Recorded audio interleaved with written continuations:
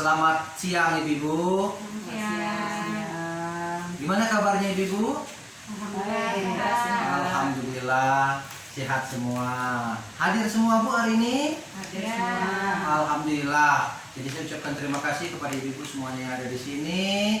Bisa hadir semua di sini telah meluangkan waktunya pada hari ini untuk mengikuti kegiatan kita di dalam program PKH, yaitu P2K2 yang telah menjadi rutinitas kita setiap 1 bulan 1 kali.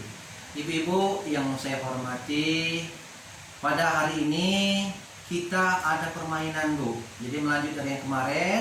Jadi pada hari ini agak beda dikit Bu, itu permainan. Jadi permainannya yaitu pesan berantai. Jadi pesan berantai atau cerita bersambung. Mungkin cerita bersambung ini kita bisa dipraktikkan Bu, biar kita tahu seperti apa. Baiklah ibu-ibu, yang ketua kelompoknya silakan maju ke depan. Yang ibu lainnya silakan untuk berdiri. Oke, ibu-ibu saya tulis dulu ya di sini. Nah, ini saya tuliskan dengan ketua kelompok. Oh ya sudah ini. Silakan ketua kelompoknya untuk disampaikan kepada teman-temannya ya. Sudah dihafalkan dulu Ibu, dihafalkan nanti sampaikan kepada temannya yang di belakang.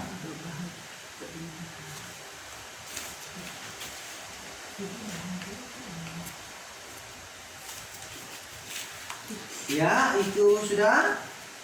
Sudah. Ya Ibu Wika, apa Bu Wika? Hidup bahagia itu indah. Ibu Darti? Hidup bahagia itu indah. Ya, bagus sekali. Semuanya jawabannya betul dari temannya yang paling depan. Silakan duduk kembali Ibu.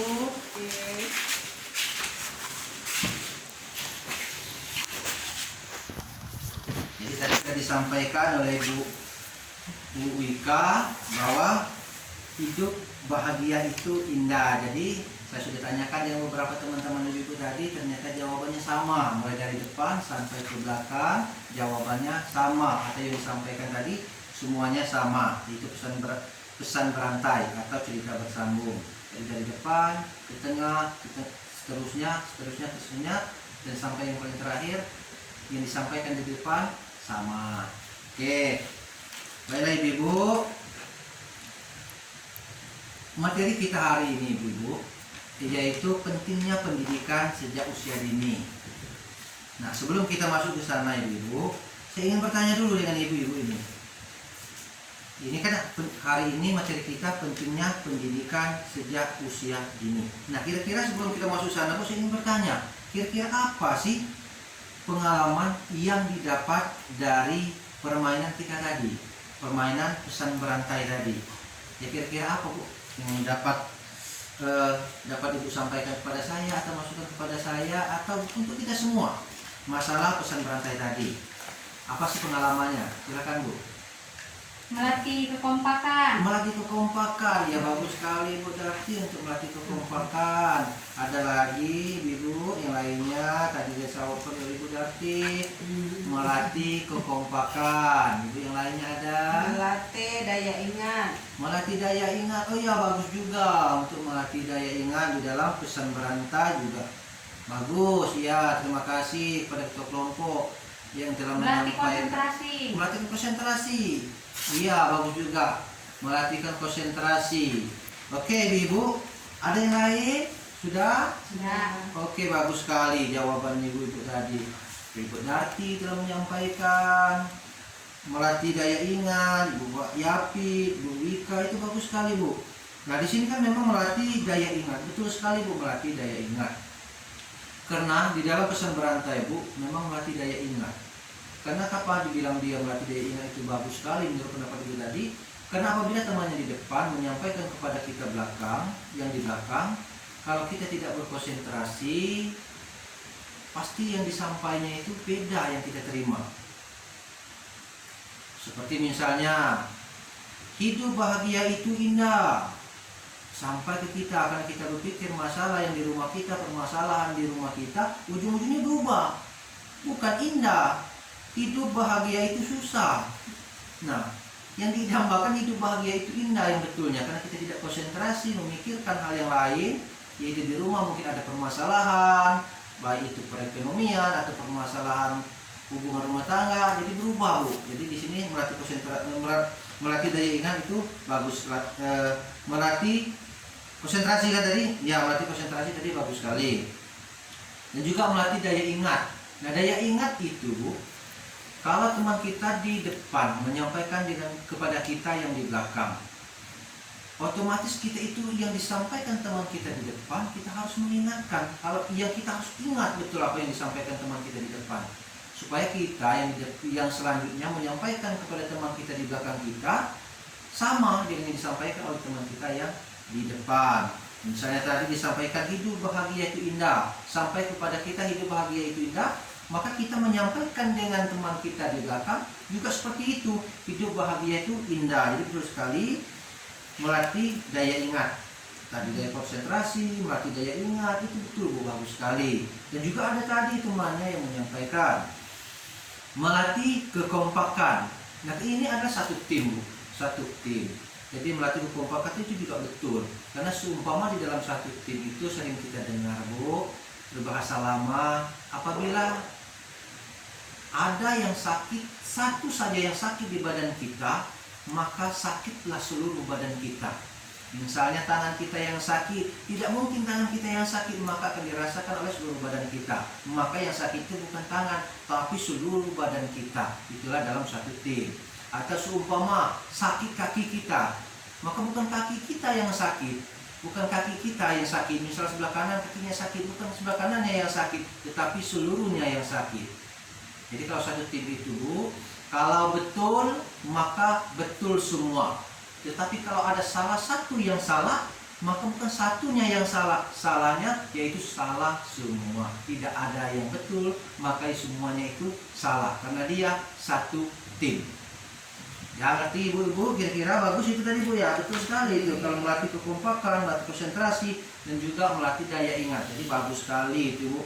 Jadi saya kasih plus dulu deh, tepuk tangan nih, tepuk tangan dulu ya. Terima kasih Ibu, tadi Bu Dati, Ibu Yapit, Wika, ini KPM yang luar biasa, ini memiliki pengetahuan yang luar biasa nih.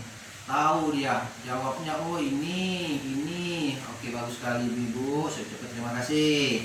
Oke Ibu, ini kira-kira Bu, saya ingin bertanya juga kepada Ibu nih.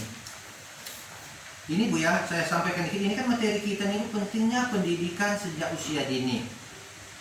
Nah, kalau di sini Bu, pentingnya pendidikan usia dini. Nah, yang saya ingin sampaikan kepada Ibu, semakin cepat anak mendapatkan pendidikan, maka akan semakin bermanfaat bagi diri anak tersebut. Maka saya ulangi sekali lagi Ibu, semakin cepat anak mendapat pendidikan, maka akan semakin bermanfaat bagi anak tersebut. Nah, saya ingin bertanya kepada ibu-ibu, kira-kira anak tersebut mendapat pendidikan itu dimulai sejak umur berapa tahun ibu-ibu kira-kira? Yang ibu ketahui atau yang ibu pernah alami, karena ibu-ibu ini kan sudah punya anak semua ini. Ada yang sudah sekolah, ada anak yang sudah berkeluarga, bahkan ibu-ibu ini sudah punya cucu. Jadi kira-kira menurut dari pengalaman ibu, sejak berumur berapa tahun anak tersebut harus mendapat pendidikan? Silakan ibu-ibu, dimulai dari tahun berapa Bu, atau umur berapa tahun? 4 tahun. Berapa tahun? 4 tahun. Oke, 4 tahun. Ini ya Ibu Darti tadi bilang 4 tahun. Bagus sekali Bu Darti. Ya, kasih aplaus dulu tepuk tangan nih. Ya, ada lagi? 5 tahun. 5 tahun. Ya, bagus sekali, kasih tepuk tangan. Oke, 5 tahun. Ada lagi Bu? Cukup? 6 tahun. 6 tahun. Iya, bagus sekali, kasih tepuk tangan juga ya. Bagus sekali. Ada yang lain? Cukup? Nah, Sudah, oke. Jadi ibu-ibu betul sekali bahwasanya anak itu mendapat pendidikan secepat mungkin. Jadi kalau anak itu mendapatkan pendidikan itu jangan harus misalnya tepatnya 6 tahun, tidak mesti seperti itu, tapi juga betul mendapat pendidikan 6 tahun, karena masih banyak di desa-desa ya. Desa-desa yang sering saya ketahui masih ada anak itu umur 6 tahun baru mendapat pendidikan, yaitu SD. Tetapi alangkah baiknya tadi yang disampaikan oleh teman-temannya itu 4 tahun. 4 tahun itu masuk ke PAUD, 5 tahun masuk ke SD, ke TK, 6 tahun masuk ke SD. Jadi bagus sekali tadi jawaban dari ibu sekalian. Oke, tetapi untuk pendidikan itu ibu tidak mesti harus 4 tahun, 5 tahun, 6 tahun. Sebenarnya kalau pendidikan itu dimulai dari rumah secepat mungkin. Mulai dari 1 tahun bisa, 2 tahun bisa, 3 tahun bisa kita didik di rumah. Tapi kalau untuk di luarnya boleh masuk ke sekolah-sekolah 4 tahun, 5 tahun, 6 tahun, PAUD, TK, SD dan seterusnya. Dan yang selanjutnya ibu, kira-kira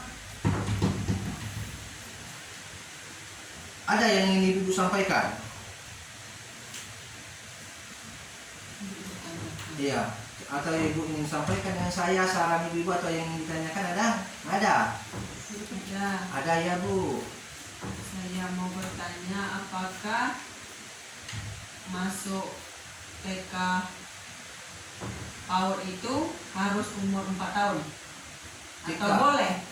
Oke, ya ada yang lain? Oke, saya langsung jawab ya. Tadi ibu bertanya, ibu Yapi ketua kelompok bertanya, masuk TK itu 4 tahun, apakah boleh katanya? Ya, baiklah ibu Yapi, bagus sekali pertanyaannya. Jadi begini bu ya, ini ada standarnya. Kalau untuk anak berusia 4 tahun itu dia masuknya ke PAUD bu. Ya untuk ke PAUD, di PAUD dia kalau kelas 4 tahun. 5 tahun baru TK, 6 tahun baru SD.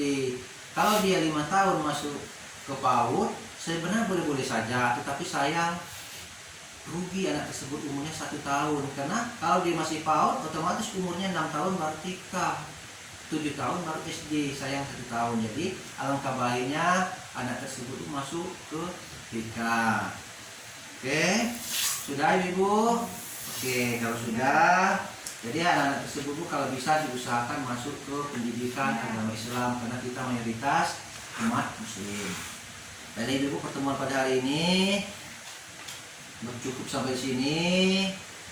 Saya akhiri. Wabillahi taufiq wal hidayah. Wassalamualaikum warahmatullahi wabarakatuh. Waalaikumsalam warahmatullahi wabarakatuh.